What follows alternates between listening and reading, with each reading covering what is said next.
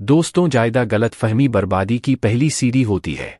अब इसी सीढ़ी पर मालदीव काफ़ी ज़्यादा आगे तक बढ़ चुका है, जो कि भारत से पीटने के बाद 97% मुस्लिम आबादी वाले देश मालदीव ने सऊदी अरब को आंख दिखाने की हिम्मत की है। मालदीव ने सीधे मोहम्मद बिन सलमान पर हमला कर दिया है, जो कि माना जा रहा है कि सऊदी अरब किसी भी वक्त मालदीव पर पलटवार कर सकता है और इस पलटवार में सऊदी अरब को भारत की मदद मिल सकती है। मालदीव ने एक ही समय पर भारत और सऊदी अरब को धमकी दी, जो कि बेवकूफ़ी में तो मालदीव पाकिस्तान से भी ज़्यादा आगे निकल चुका है, जो कि मालदीव भारत और सऊदी अरब के दुश्मन तुर्की के गोद में जाकर बैठ गया है। मालदीव का राष्ट्रपति बनने के बाद मोहम्मद मोजो अपने पहले विदेशी दौरे पर तुर्की ही गए थे, लेकिन इस बार तुर्की को लेकर मोहम्मद मोजो ने जो बयान दिया है, उसने भारत और सऊदी अरब को भड़का दिया है। भारत से बदला लेने के लिए मालदीव ने तुर्की से ड्रोन खरीद लिए, और वहीं सऊदी अरब से बदला लेने के लिए मालदीव ने तुर्की को इस्लामिक देशों का नेता बता दिया है, जो कि मोहम्मद मोजो ने कहा है कि तुर्की के राष्ट्रपति एर्दोगन मुस्लिम देशों के नए नेता हैं, जो कि अब मालदीव का मानना है कि सऊदी अरब की जगह अब तुर्की को इस्लामिक देशों का लीडर होना चाहिए। मालदीव हिंद महासागर में करीब 1200 द्वीपों वाला एक देश है, जिसकी लगभग 98% आबादी सुन्नी मुस्लिम है। अगर किसी को मालदीव की नागरिकता चाहिए तो उसके लिए मुसलमान होना जरूरी है।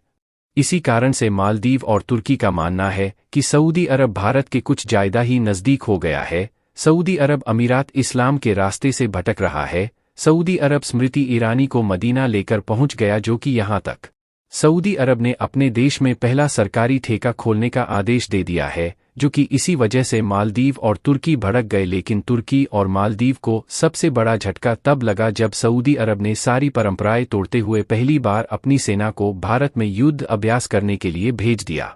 मालदीव ने अचानक बयान दिया है कि अब उसे भारतीय सैनिक नहीं बल्कि तुर्की के ड्रोन पर ज्यादा भरोसा है, जो कि मोहम्मद मौजू ने कहा है कि वह अपनी सीमा सुरक्षा के लिए तुर्की के ड्रोन का इस्तेमाल करेगी। और भारत लक्षद्वीप में अपना नेवल बेस बना रहा है, तो मालदीव भी तुर्की, चीन और पाकिस्तान से जमकर मदद लेगा। तो क्या इस तुर्की की मदद से मालदीव भारत को अपने टारगेट पर ले रहा है, जो कि जानेंगे इस वीडियो में। दोस्तों, आगे बढ़ने से पहले वीडियो को लाइक जरूर करें। मालदीव की सरकार लगातार भारत विरोधी बयान देती रही है। मालदीव के राष्ट्रपति मोहम्मद मुइज़्ज़ू चीन से लौटने के बाद खुलकर भारत विरोधी फैसले ले रहे हैं। उन्होंने मालदीव पहुंचते ही भारत का बिना नाम लिए धमकी दी थी। मुइज़्ज़ू ने कहा था कि उनका देश भले ही छोटा है, लेकिन उसे कोई धमका नहीं सकता है।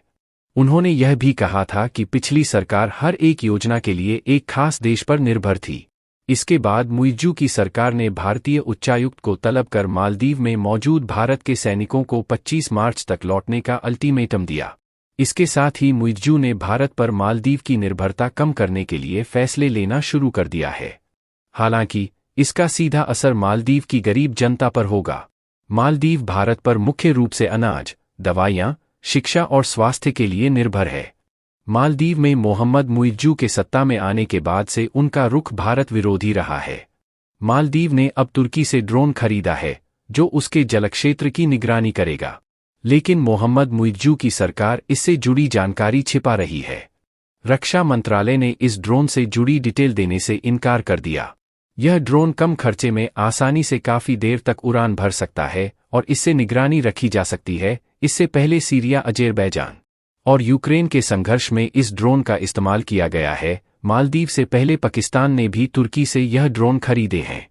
हालांकि यह फैसला मालदीव के लिए महंगा पड़ सकता है, क्योंकि आने वाले दिनों में तुर्की से जिस तरह से मालदीव यह ड्रोन खरीद रहा है, कहीं ड्रोन कर्जे में मालदीव ना डूब जाए। आपको बता दें कि पिछले साल तुर्की में जब भूकंप आया था, तो भारत ने इसकी बढ़ चढ़कर आर्थिक मदद की थी, लेकिन वहीं तुर्की अब भारत के दुश्मन देश मालदीव को घातक ड्रोन सप्लाई करके उसकी मिलिट्री पावर को बढ़ा रहा है। और चीन ने मालदीव को फ्री में सैन्य सेवाएं देने का वादा क्या कर किया। मालदीव ने अचानक भारत से काफ़ी ज़्यादा दूरियां बनाना शुरू कर दिया है। फिर भी देखा जाए तो चीन मालदीव की मदद नहीं कर रहा, बल्कि उसे कब्जा आने की साजिश रच रहा है। वहीं चाइना का यह इतिहास रहा है कि जिस भी छोटे देश को कर्ज दिया वहां पर उसने अपना नीति कब्जा आने वाला ही रखा है, जो कि उदाहरण के तौर पर श्रीलंका को लेकर दुनिया ने देखा। फिर भी इसके बावजूद भी मालदीव के राष्ट्रपति मोहम्मद मोइज़्ज़ू, जो भारत में इतना पागल है कि उन्होंने अपने देश का बिल्कुल भी ख्याल नहीं है, और अभी तक जो मालदीव में भारत के सैनिक मौजूद थे उनको निकालने का फाइनल ऑर्डर भी दे दिया। मालदीव के राष्ट्रपति मोहम्मद मौजू ने कहा है कि मालदीव एक छोटा देश नहीं है। चीन समर्थक मालदीव के राष्ट्रपति का कहना है कि उन्होंने ने जो भी किया है वह अपने देश के सुरक्षा के लिए किया है और इससे बाहरी पार्टियों को समस्या नहीं होना चाहिए। आपको बता दें कि यह बयान ऐसे समय पर आया है जब भारतीय सैनिक के एक हेलीकॉप्टर जवानों के जत्थे को लेकर भारत लौटा है, जो यह हेलीकॉप्टर भारत ने ही मालदीव को गिफ्ट के तौर पर दिया था।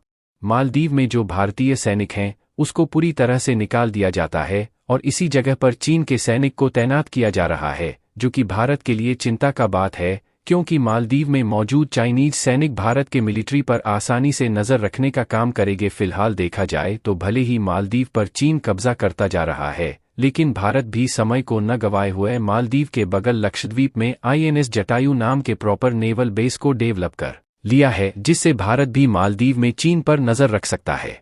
दरअसल चीन हिंद महासागर में अपनी ताकत बढ़ाना चाहता है, इसके लिए उसे मालदीव की जरूरत है। मालदीव में नई सरकार बनी तो चीन की कोशिशों को और बल मिल गया, क्योंकि मालदीव के नए नवेले राष्ट्रपति मोहम्मद मुइज़्ज़ू चीन के समर्थक हैं। भारत से ताज़ा विवाद की वजह से मालदीव और चीन में अब और नज़दीकियां बढ़ने लगी हैं। हाल ही में मोहम्मद मुइज़्ज़ू ने चीन की यात्रा की और राष्ट्रपति शी जिनपिंग से मुलाकात के बाद दोनों देशों ने ट्रेवल और समुद्री अर्थव्यवस्था समेत 20 समझौते किए। और इसके अलावा आपको बता दें कि भारत और चीन के बीच जैसे जैसे तनाव बढ़ता जा रहा है, भारत वैसे वैसे अपने सैन्य शक्ति को मजबूत बनाने में लगा हुआ है। जहां हाल ही में भारत ने चीन के बॉर्डर पर 10,000 सैनिक को तैनात कर दिया है और अब तो भारत के DRDO ने 5th जनरेशन के फाइटर जेट्स को बनाने की तैयारी भी शुरू कर दी है, जिससे भारत खुद कम लागत में ज़्यादा से ज़्यादा फाइटर जेट को भारत के एयरफोर्स के लिए एक्वायर कर पाए, क्योंकि भारत में इस समय जो भी फाइटर जेट हैं वो ज़्यादातर रूस फ्रांस से खरीदे गए हैं। और जब से चीन मालदीव में अपना पैर फैलाना शुरू किया है, तब से भारत के लिए इस समय अपना डिफेंस को मजबूत बनाना काफ़ी ज़्यादा ज़रूरी हो गया है और इसलिए भारत ने अपना लक्षद्वीप में अपना नेवल बेस को सेटअप कर रहा है, जिससे मालदीव में चीन की हरकतों पर नज़र रख पाए। आज के लिए इस वीडियो में यहीं तक दोस्तों, कमेंट में अपना जवाब लिखें चीन के साथ क्या करना चाहिए और वीडियो को लाइक ज़रूर करें। धन्यवाद।